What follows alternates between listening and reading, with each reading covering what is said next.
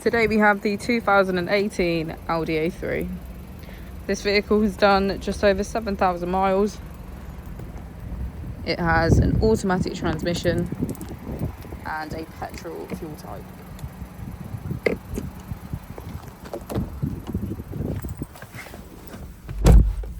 To the left of our steering wheel we have cruise control as a feature, and on the right we have voice control, automatic wipers and automatic headlights.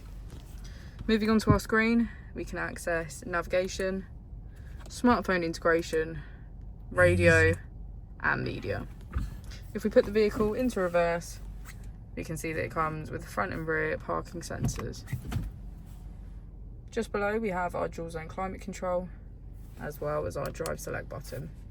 From here we can switch between our 4 different driving modes: comfort, auto, dynamic and individual. As we go into the back of the vehicle, we can see that it has a full leather black interior.